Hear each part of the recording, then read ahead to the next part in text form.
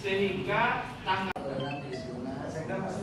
Pemerintah Kabupaten Sukabumi bersama stakeholder BNPB dan Basarnas resmi memperpanjang status tanggap darurat bencana di wilayah Kabupaten Sukabumi. Hal tersebut dilakukan berdasarkan hasil pertimbangan petugas dan pemerintah yang disepakati. Sekretaris Daerah Kabupaten Sukabumi Ade Suryaman mengatakan, berdasarkan hasil rapat bersama status masa tanggap darurat bencana di Kabupaten Sukabumi diperpanjang dari tanggal 11 hingga 17 Desember 2024.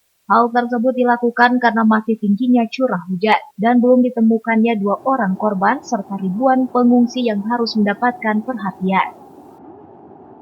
Kita rapatkan mengenai perpanjangan status tanggap darurat tadi berdasarkan hasil rapat karena ada beberapa yang harus menjadi perhatian, yaitu yang pertama curah hujan masih tinggi, yang kedua berdasarkan data yang ada sampai saat ini itu masih ada 2 orang yang hilang, masih belum ditemukan, yang 10 orang sudah meninggal.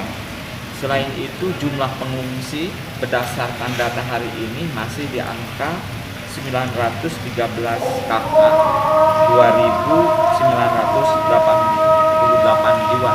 Ini sangat membutuhkan perhatian kita. Jadi kita putuskan secara tadi hasil rapor bahwa ini akan diperpanjang, yaitu status tanggap darurat mulai tanggal 11 sampai dengan 17.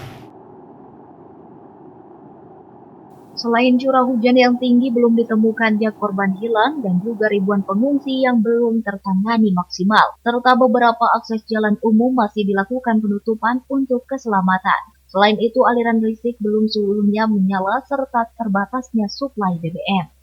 Dari Kabupaten Sukabumi, Muhammad Ujang Heriaman, Tim Liputan NGS TV melaporkan.